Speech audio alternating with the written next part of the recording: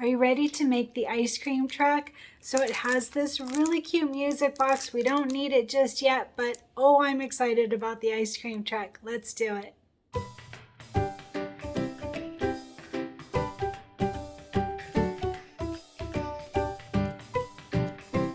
Oh, good. Okay.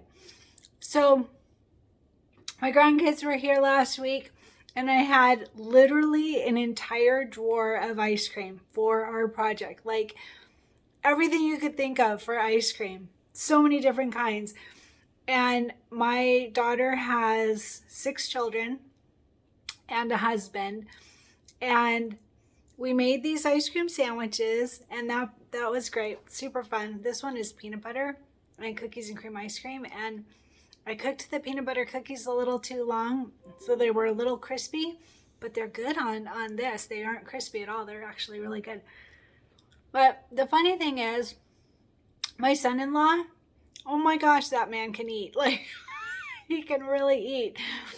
So I purposely hid a couple of ice creams, a couple of like, I don't remember, one was an ice cream sandwich. I hid it so that I could use it for one of my videos. And I just went and looked for it. It's gone. Everything's gone. That whole drawer, there's like a couple things left. Everything's gone.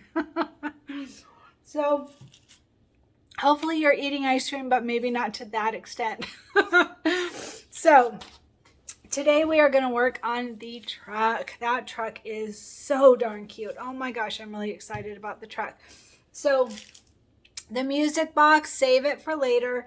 We're not going to use it yet. And there's a piece of fabric I just realized that we are not going to use just yet either. So let's go ahead and talk about what we need for the truck. This is the most important piece of information I'm going to give you today. Make sure that when you pull up your truck design that you're using the one that works for your hoop. There are 2 different designs. I think there's actually 3 now that I think about it. If you have a 5x7 hoop, there is a different design. And that one shows up first because the 5x7 designs come up first. So if you are using a larger hoop like I'm going to, keep scrolling down your CD to find the one that's for a 6x10 hoop. So that's the most important part. I've had a few messages about this block. So I haven't done it yet. So all these people that message me, my response is always, sorry, I'm not there yet. So if you're moving ahead, great, no problem. But I have not read the directions until now. So I will not be able to answer those. So for the truck, make sure and use the 6x10 if you're using a larger hoop. If you're using a 5x7, there is a design specifically for the 5x7. And if I recall, it's in 2 parts, which would make sense because this is a big one. So let's talk about it. So we are going to start with our background fabric. It is, oh my gosh, this really pretty blue. I don't know what you would call this. Super pretty, whatever it is. It's really, really pretty. It's a blue silky solid. It's huge. Make sure and back it with fusible stabilizer. So this one, we are going to start with it at 15 by 8.5. Wow, 15 by 8.5. So you definitely want to back this with the stabilizer so that it is not puckering. I use the Kimberbell fusible backing and it's working great. So big piece of blue background fabric, 15 by 8.5 for our start. All right, and then we have several fabrics. So that window, what was the one we used, the other one? The milkshakes maybe. I think it was the milkshakes. Yeah, the milkshakes. So just like when we did the milkshakes, we are going to take that light blue fabric, and I will show you in photos because I already did mine, but I made sure to take photos of it. But you're going to take that light blue fabric and you're going to put the iron topping on it. What is it called? Iron on vinyl. There you go. Iron on vinyl on top of it. And I will show you in photos how to do that so that it is done correctly. You don't want the sticky part up. We had some issues with that on spring shower. Some people did that. I did back mine with fusible stabilizer and you can see it's nice and crisp. And I kept the paper on until I'm ready to use it. Not sure why, but that's what I always do. So on this one, the window, like I said, it's that light blue fabric. You can see it there. And we are going to start with that at 2.5 by 2.5. And like I said, I did back mine with fusible stabilizer, and then you're going to put that iron-on topping on top of it. iron-on vinyl. Sorry, I keep calling it the wrong thing. Iron-on vinyl. And I will show you in photos how to do that. So 2.5 by 2.5. And then for the tires, it's kind of funny that they had us do this in 2 pieces. I'm not super sure why, because I looked through the different steps. There's 32 steps to this block, by the way. I looked through the steps and it does these together, so I'm not sure why we didn't just have one big piece. And I could be wrong. Maybe when I get there, I'll understand why. But anyway, so for the tires, this is a very light gray, silky solid, light gray, and we have 2 pieces that are 2.5 by 2.5 for the tires. Okay, and then the next one is this white houndstooth. Hopefully you can see that. There we go.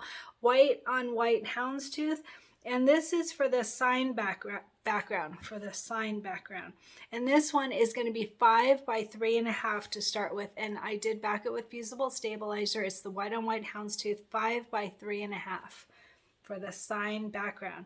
And then for the cab, the truck, the cab of the truck is the front of the truck. So we're going to use a white leather. Don't back it with anything. Leave it just as it is. White leather. Oh, that's so soft. So this one, we are going to start with it at 4 by 4.5. 4 by 4.5 for the front of the truck, or otherwise known as the cab.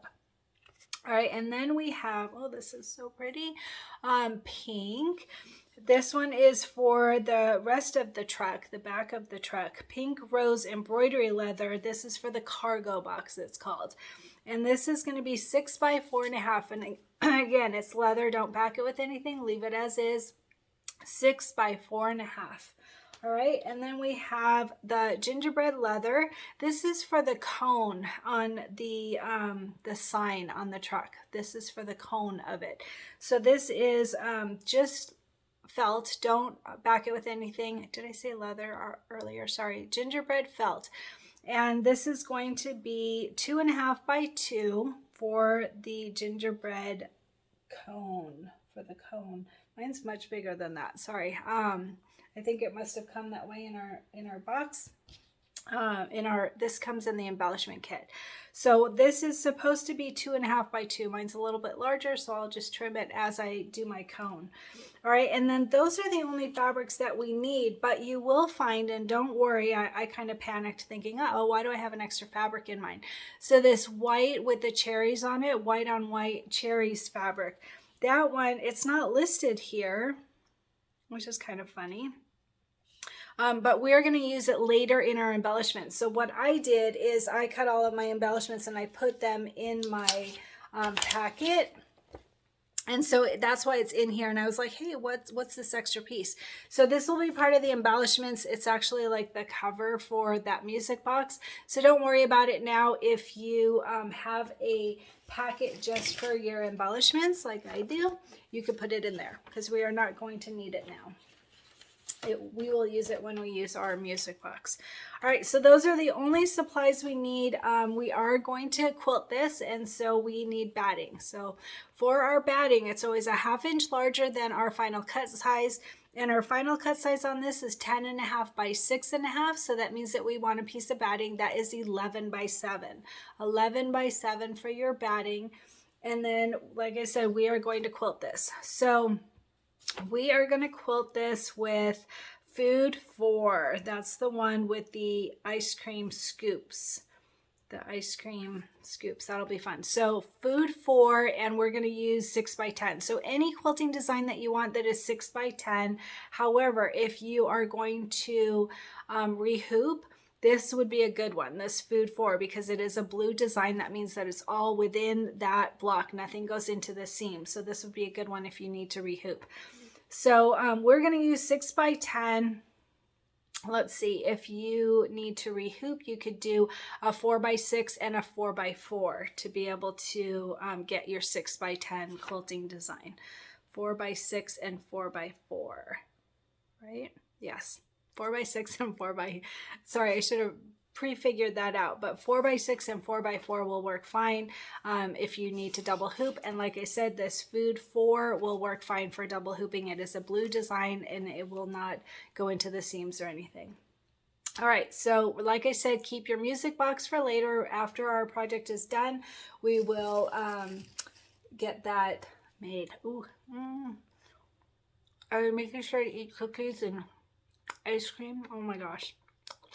This is really good. I highly recommend it. Oh my gosh. Did you see Dwani is working out like crazy? She's doing so many good workouts because of all this ice cream. I did do a bike ride again today. So, not bad. Anyway, so let's go ahead and get started on our truck.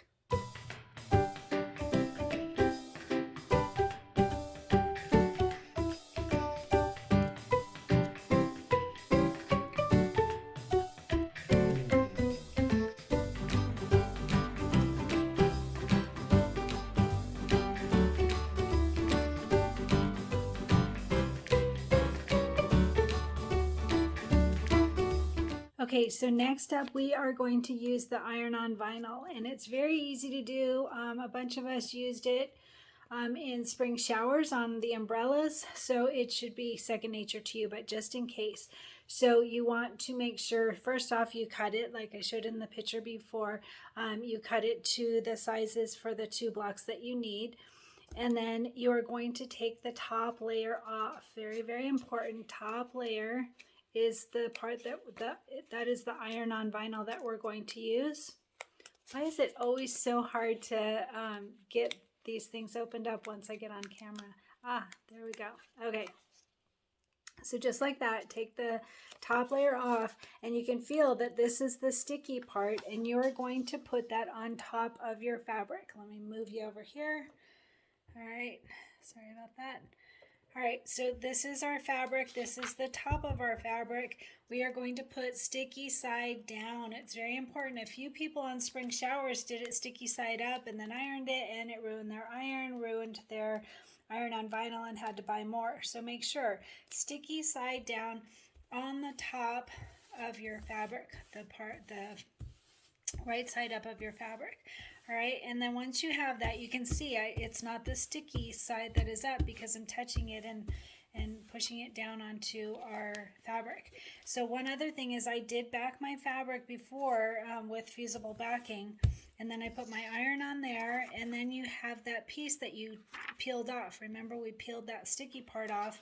So this is the back of it. This is the slick side.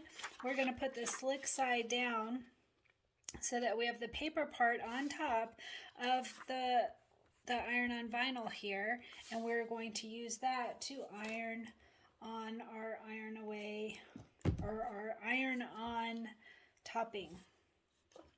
And during that time, my iron has not gotten hot. Okay, so you're just going to iron that. It's really pressing it. You're supposed to press it.